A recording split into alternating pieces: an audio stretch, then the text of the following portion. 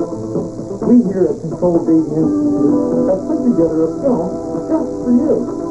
So come, join me in the wonderful world of bringing up babies.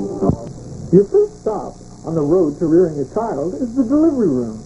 It's here that you and your wife can share in that joyous experience called delivery. You're there mainly to support. What's wrong, dear? I'll be with you in a minute.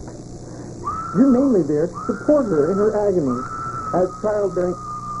Wait. Childbearing is a very painful ordeal. So basically you're sitting there telling her to push and to breathe and to remain calm.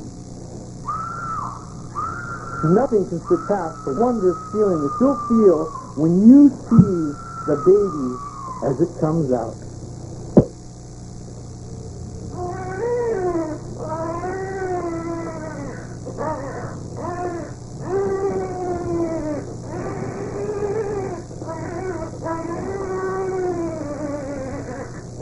So much for the first step. Your first contact with baby when he gets home is probably going to be when you give baby his first bath. You'll need some equipment, such as an ample basin that will hold the baby, a washcloth for getting to those hard-to-reach areas, and a mild detergent soap. Make sure it's mild so it doesn't irritate tender baby's skin. And of course, you're going to need a water supply.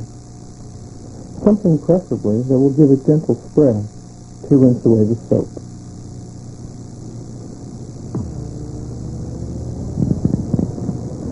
First, place baby into the tub. Make sure you work outdoors because this can be messy. Then apply some soap to the baby's skin.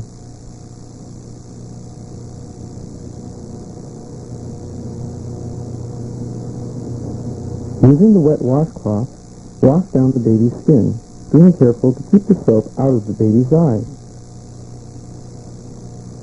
Once the baby's been completely cleaned, the next step is to rinse. It's very important that the baby is rinsed thoroughly at this point.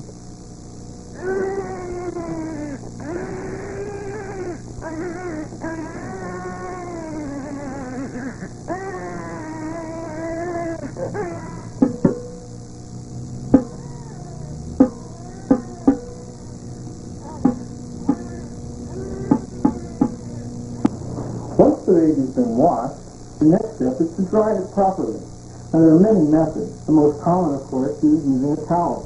I don't particularly care for this method because the towel can be abrasive to the baby's tender skin. Another method that I do prefer is to use your everyday common hair dryer. Make sure that you aim a very gentle stream of warm air over the baby's body.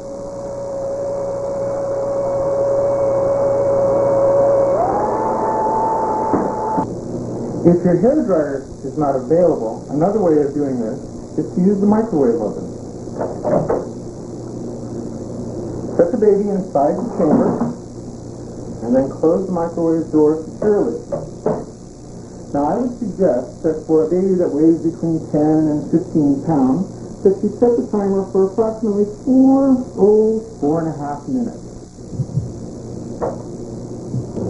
When the time is up, just simply open the door and take baby out. It's then a very simple matter of wiping off all of the ash.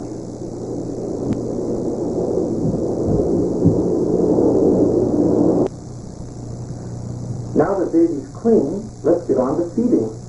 Many people prefer the closeness and intimacy of breastfeeding, but there are a few things that you should be cautioned about. The baby's immune system right now is very immature, and so all things that it comes in contact with must be very clean. So first, let's sterilize our nipples. Now this is done by first boiling a saucepan filled with water. Then you should very, very gently immerse the nipple into the hot water. Breastfeeding can be a very enjoyable time for both you and the baby. But there is one thing that you must remember. Make sure that you switch periodically breasts, because if you don't, the baby will not get a balanced diet, and you won't have balanced wear and tear on the body.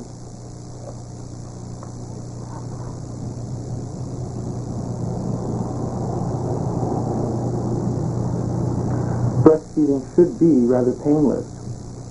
Ooh. That is, until the baby starts teething. Well, what have we here? It's a naughty, teething baby. When babies begin to tease, they have an uncontrollable urge to chew things. Anything. It could be your bedroom slippers or even the sofa in the living room. To discourage baby, I like to use ammonia in a regular household squirt bottle. The squirt bottle allows you to control baby from all the way across the room. Here, let me demonstrate for you.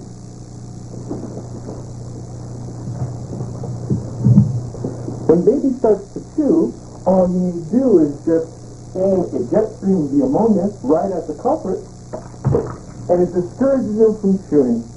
Isn't that amazing? There's no denying that a teething baby needs to chew things, but the thing that's important is that it knows what's proper to chew and what isn't. There's many things on the market right now, such as teething rings, pacifiers, but I personally prefer Milk-Bone dog biscuits, because Milk-Bone not only helps their teeth to break through the gum, but it keeps them clean as well. It's my favorite, and it's baby's too.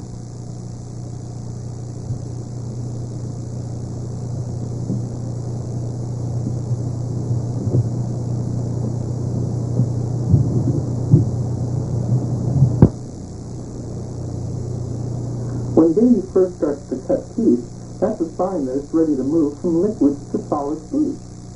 Baby's first food should be soft though. Things such as old mashed potatoes, tapioca pudding, just about anything you can find in the cabinets in the kitchen. I like to feed baby Rosarita refried beans. They're not only a fun food for the baby, but they make him giggle and laugh while he's lying in his crib. After feeding, it's time to birth baby. The first thing you should do is find a comfortable place to be. Then make sure that you put a protective cloth over your shoulder in case baby should happen to sit up. Take the baby and gently place it up on your shoulder and begin to pat the back. This helps to dislodge trapped air bubbles in the baby's stomach.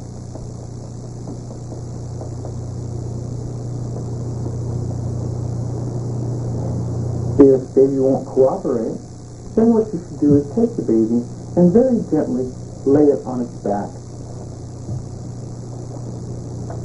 With the tips of your fingers, gently rub the baby's stomach. This helps to soothe the baby and make the baby relax. It's then a lot easier to get rid of those bubbles that are trapped in the stomach. Continue rubbing the stomach until you feel the baby begin to relax and calm down. Often, trapped bubbles are the reason why a baby won't be able to sleep at night, and tension helps to keep those bubbles trapped in the stomach. Once the baby is completely relaxed, bring it back up to the shoulder again, and continue patting it on the back. Within moments, the baby should begin to birth. Baby is now ready to take its nap. When the baby awakens, I'll show you how to diaper.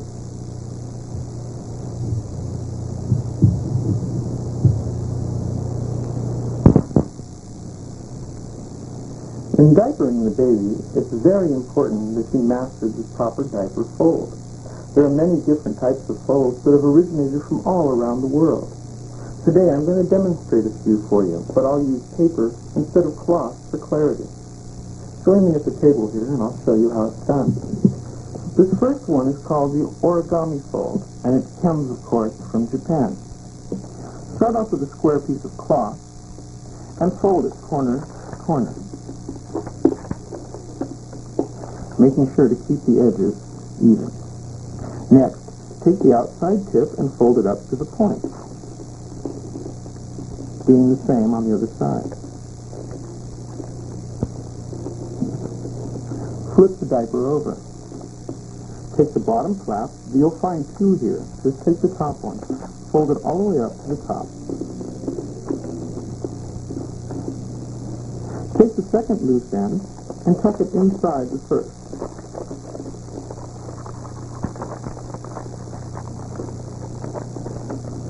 Flip the diaper over. Now you'll have two flaps, one on each side. Take the first flap, fold it up to the point, and then unfold it. Take the second flap, fold it up to the point. Don't unfold it. Flip the diaper back over again. Take this loose end and tuck it inside where you tucked in the first flap. Flip the diaper over. Take the second flap, fold it back open, swing it all the way around, and then back again. Tuck this loose flap into the pocket that's formed. Now, take the whole diaper and fold it in half. Then unfold it.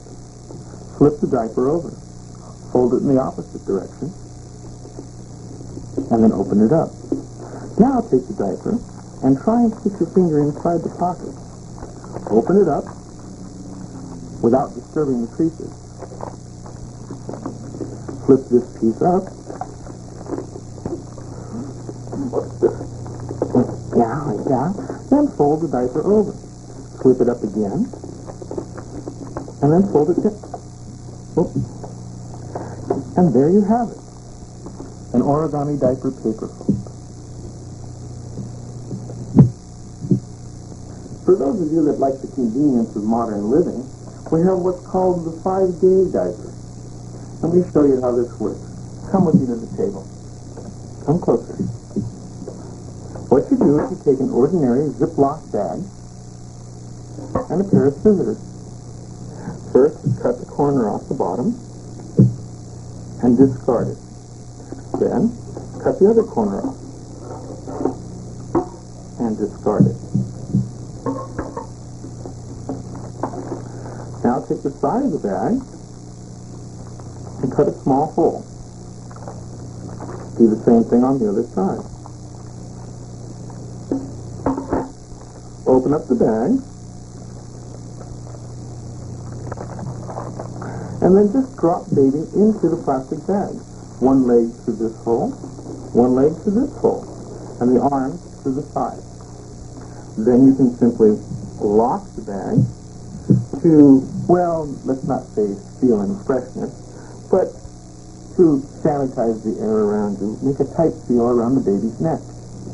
This will help you in so much as you don't have to change the diapers as often. This is enough to hold, approximately a week's worth of debris. Toilet training cannot be started too early.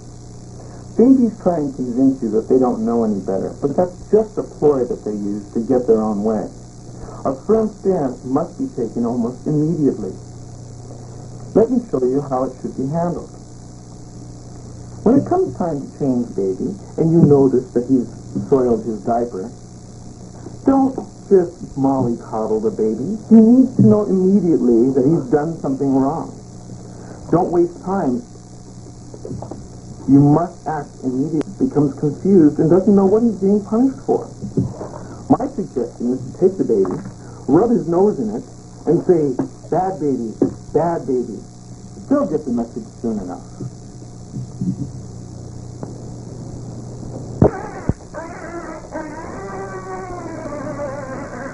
Sometimes a guy's baby likes to cry. And no matter what you do, you just can't make him stop. Well, there are some suggested ways of handling this problem. I understand that a good way to make a baby stop crying is to create some distracting noises. For instance, you could turn on the radio.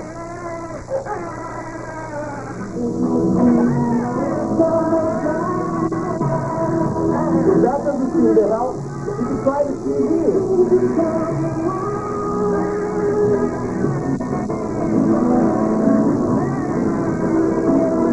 If baby's still crying, you can always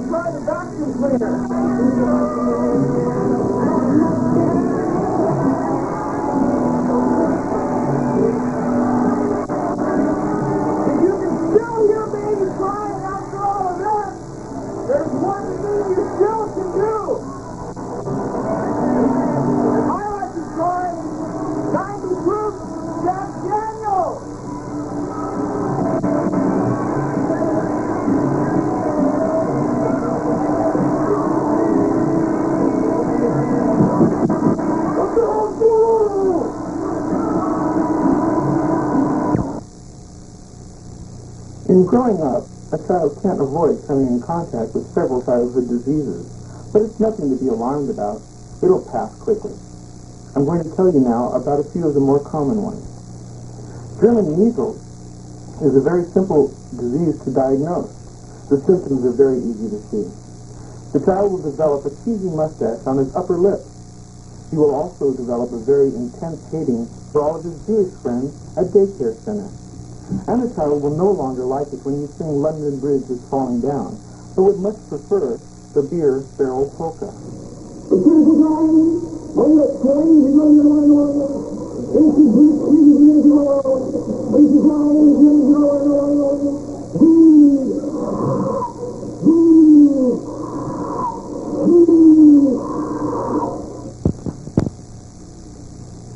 Another disease common to childhood is chickenpox. When your child develops the chickenpox, you'll know it. The body will blow up and become very, very plump, and the skin will develop a bad case of acne. In fact, it will hang in very, very loose folds from the body. Another thing that you may notice is that the child's head will suddenly begin to jerk incessantly, for no apparent reason at all. Don't be alarmed when this happens, but do take some precautions. Immediately, you should take the baby's temperature. This is done very simply using a rectal thermometer. Take the thermometer and very gently insert it into the baby's rectum and let it sit there for approximately 3 minutes. There is one word of caution, though. Do not attempt to take the baby's temperature right after it's had beans.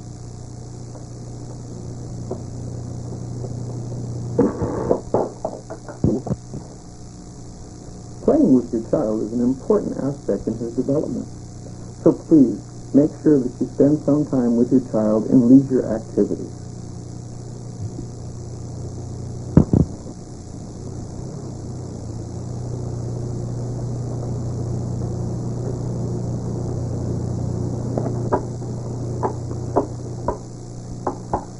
"4 hours we've been playing and you deal me this."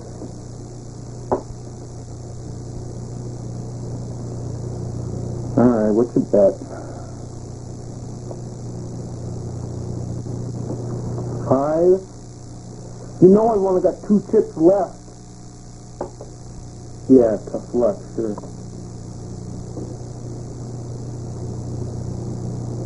You're bluffing, right? You're bluffing, I can tell.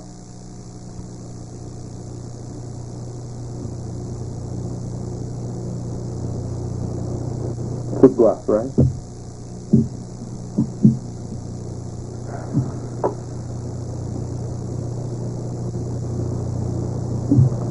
Alright.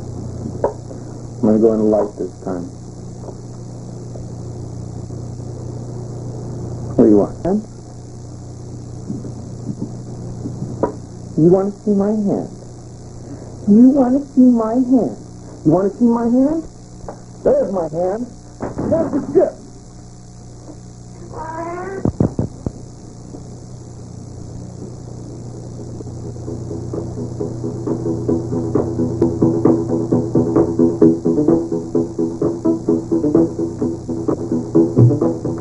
Oh, you're back. I hope this training film was of some use to you. I hope it will assist you in raising your child. Remember, parenting is a very, very important responsibility. And if you're lucky, it will last a lifetime. If you're unlucky, it will seem like an eternity.